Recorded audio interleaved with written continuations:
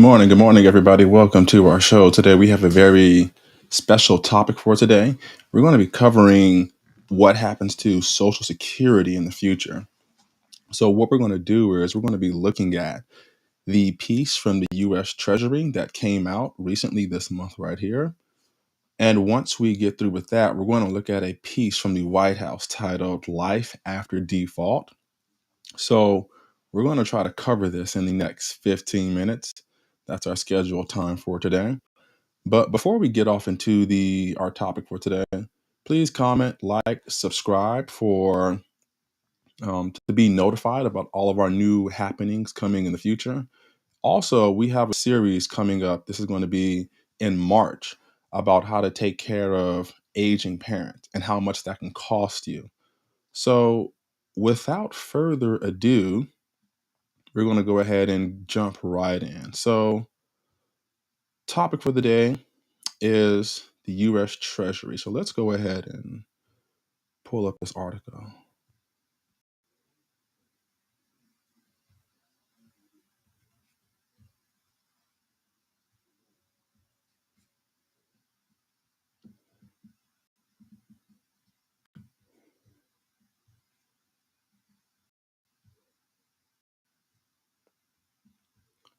Alrighty, so this right here is just the financial report that comes out every year for the United States.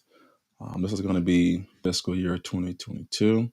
So let's go ahead and get into the balance sheet. So obviously, Janet Yellen is the Treasury Secretary. She has a statement every year.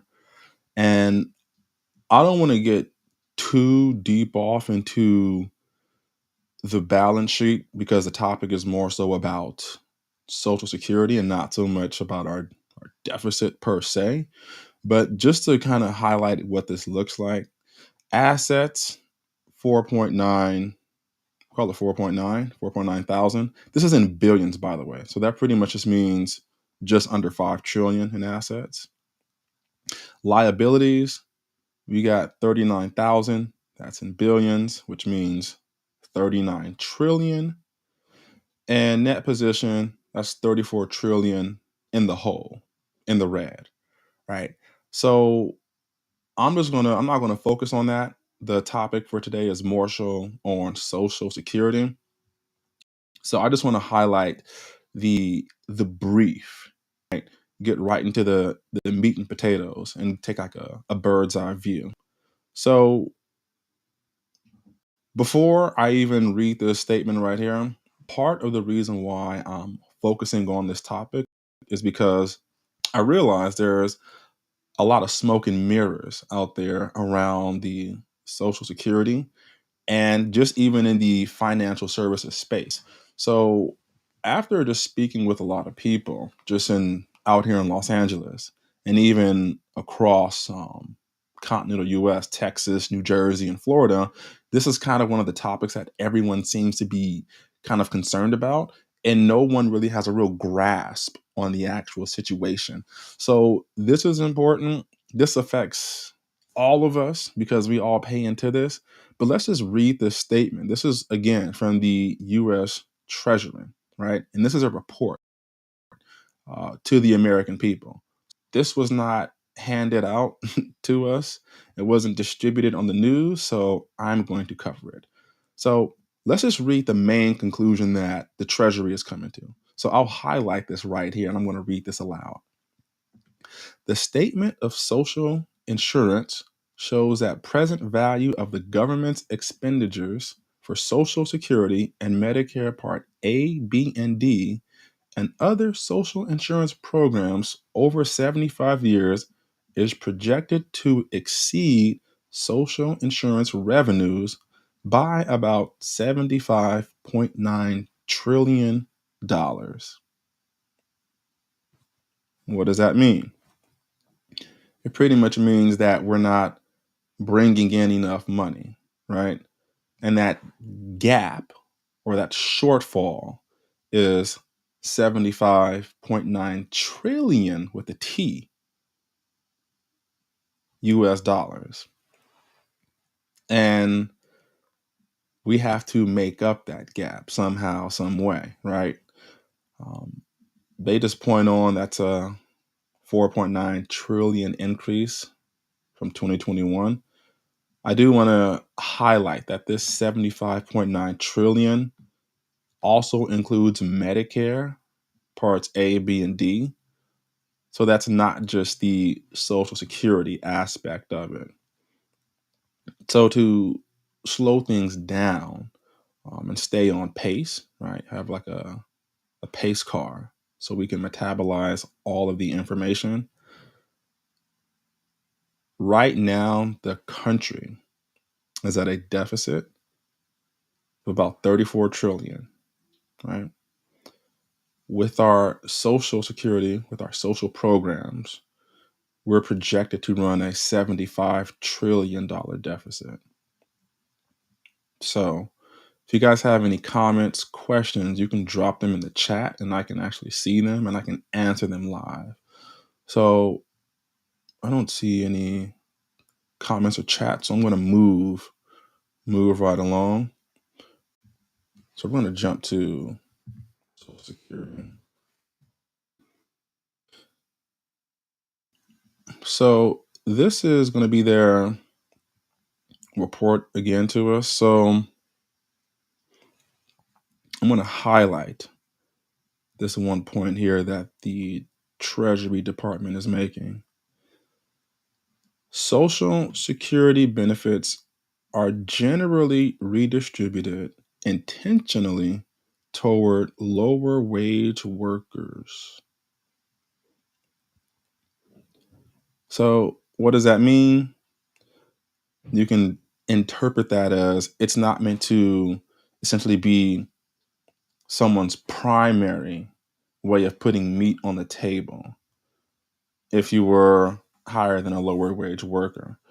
In this paragraph, they don't define what lower wage is, but the assumption is someone who may be living not in the, you could say, ideal circumstances. It's meant to supplement those that need the help and could use the help. So moving along, I'm not really going to get off into the history of how this was funded. That's not really the purpose of the show. So I want to get into the finances of it, right? So we already know that we're projected to run a $75 trillion deficit, right? There's going to be a gap. So I'm going to get down to this chart right here. So let me highlight this part right here, read this for you. So this right here, this section is the projections for Social Security. I'm going to kind of speed through this a little bit quickly. Income and expenditures as a percent of taxable payroll. This chart shows the income, expenditures part. That's not really that important. So let's go to this part right here. Estimated costs continue. This is cost of the Social Security program. Continues to exceed income, excluding interest, in years 2022 through 2035. So it costs more. The government is going to pay out more, right, than the money that they take in from taxes. And this gap doesn't include interest. So the gap is probably even higher, we can assume. They go on to further state that the estimated cost increases through about 2078 and then slightly declines through the end of the 75-year period. The estimated income at the end of the 75-year period is sufficient to cover 74% of the estimated cost. So there's some semantics right there. So we can cover 74% of the cost, which pretty much means that there is a 26% gap, a shortfall, right? And what they're admitting to, which is you'll see this down here, is that there is a lack of solvency with the program. And so I'm going to highlight this section right here and then read this to you. This is important. This is crucial right here. They go on to further state that solvency could be achieved by one, increasing revenue to equivalent an immediate and permanent payroll tax increase of 3.24 percentage points. What does that mean? You would see another tax on your paycheck in the amount of 3.24 percentage points. All right. So right now, it's a 7.65% tax if you are a W-2 earner, wage earner, and it's 15.3 if you own a business, right? So they're not clarifying if that 3.2 is on the 765, right? Or if that's actually going to be 6.4 if you own a business. Lo and behold, it just means that they're looking at increasing payroll taxes. That's the main point.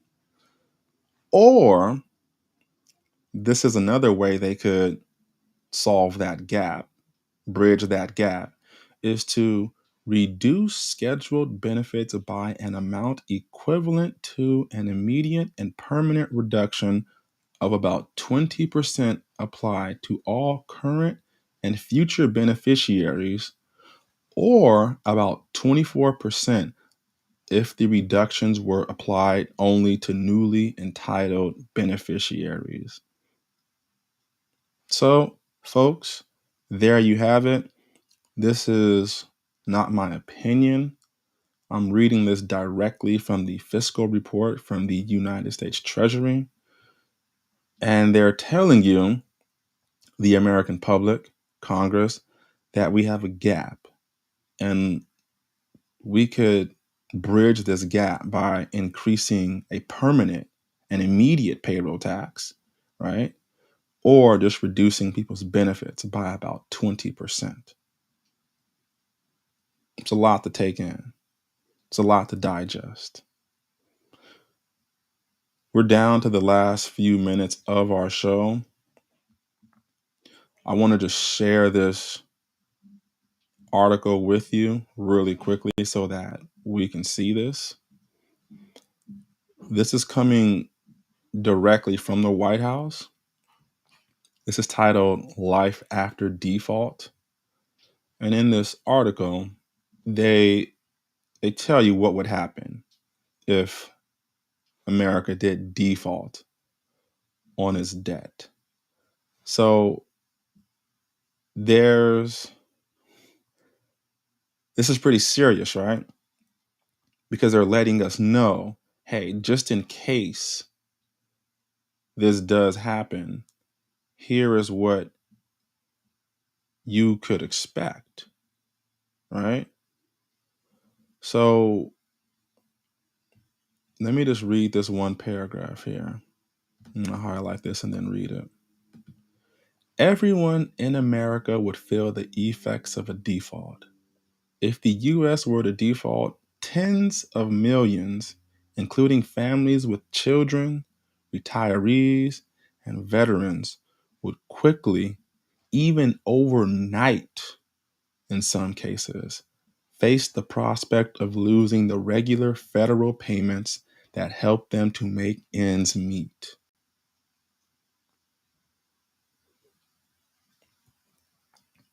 God forbid anything like that ever happens, right?